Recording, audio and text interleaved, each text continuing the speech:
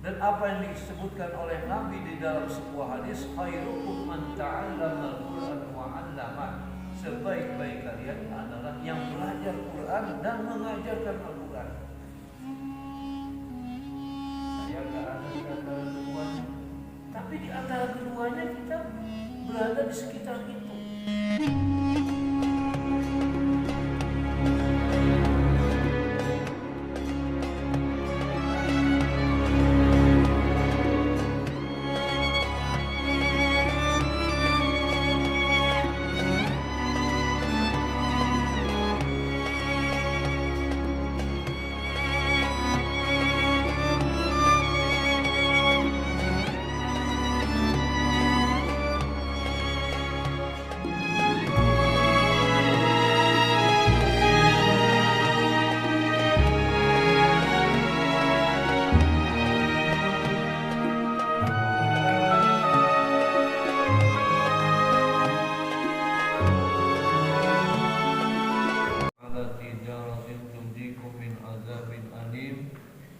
Tu'minuna billahi wa rasulih wa tujahiduna fi sabilillah bi amwalikum wa anfusikum zalikum khairul lakum in kuntum ta'lamun.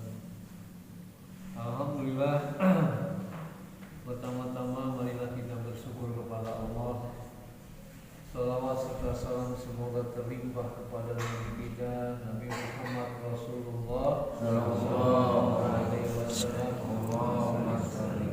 kepada keluarga, sahabat serta para pengikutnya yang setia di mana saja berada, wabil khusus di pondok pesantren Tahfiz Quran Al-Falabun, wabil khusus di Masjid Jami' Syekh Abdul Rahman. Mudah-mudahan kita semua mendapat kebaikan hingga nanti di hari kemudian. Amin. Allah berfirman di dalam Al-Quran, wa in tasumu khairul lakum. Jadi Allah setelah menjelaskan kewajiban saum dan Allah kemudian menentukan hari-harinya, berarti menggambarkan bahwa apa yang kita laksanakan di Ramadan ini betul-betul mendapatkan legalitas dari Allah, mulai dari perintah dan petunjuknya sampai kepada juklaknya. Kemudian kalau kita laksanakan Ramadan itu, yang disebut dengan saumnya Ramadan itu, maka Allah memberikan jaminan, wa in tasumu khairul lakum in kuntum ta'lamun. Dan jika kamu saum di bulan Ramadan itu, khairul lakum, kamu akan jadi orang baik. Apalagi kita terus saja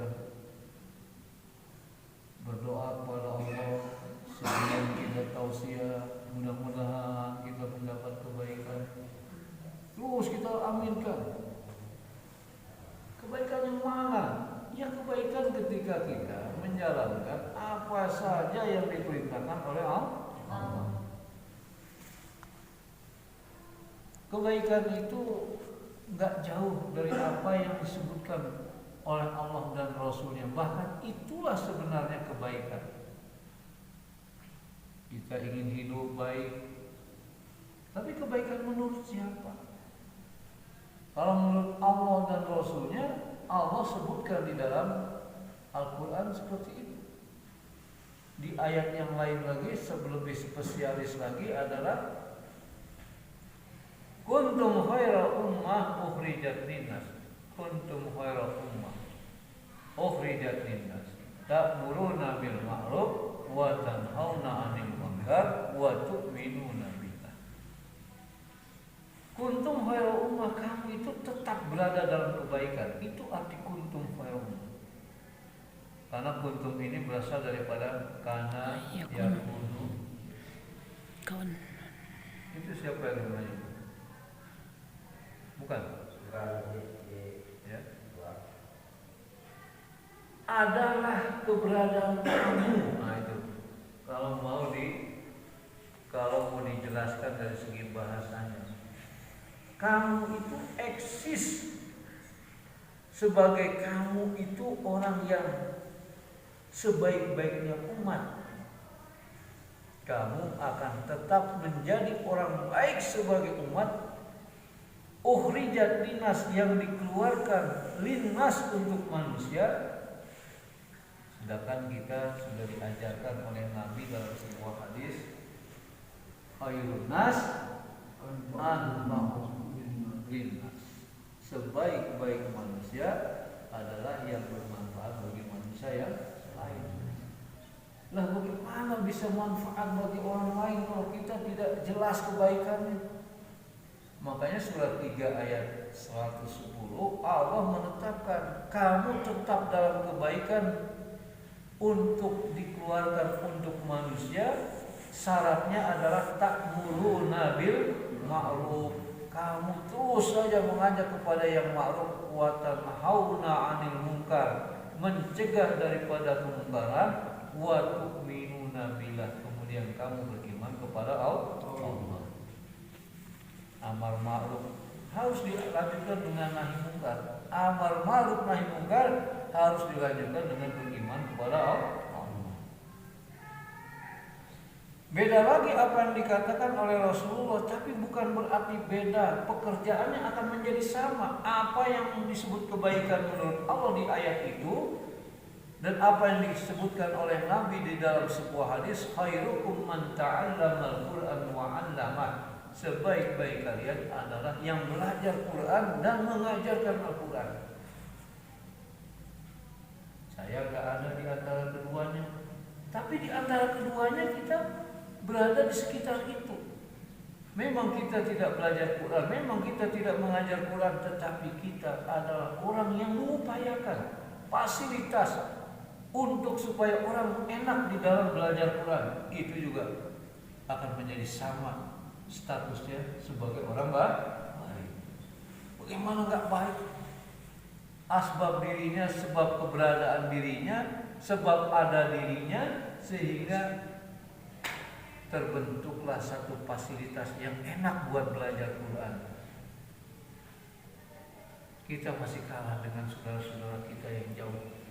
Ada di Jakarta, ada yang di Kalimantan, ada yang di Sumatera, ada yang di Malaysia, di Singapura.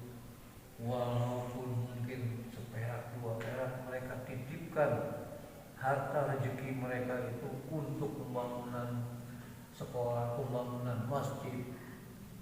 Saya tidak bisa bayangkan betapa pahalanya begitu sangat besar. Ada seseorang menitipkan hartanya supaya nempel menjadi cat, nempel menjadi semen, nempel ada di pasir, ada di kaca, terus saja tidak pernah berhenti. Yang pada hakikatnya adalah karena izin Allah. Kalau nggak diizinkan oleh Allah nggak bisa juga. Maka kebaikan menurut Rasulullah dalam hadis tersebut adalah yang belajar dan mengajarkan Quran. Lalu bagaimana orang yang membangun fasilitas untuk belajar Al-Quran? Orang belajar Quran mesti ada tempat ibadah, yaitu masjid. Siapa yang bangun masjid itu subhanallah, semuanya adalah orang-orang yang baik.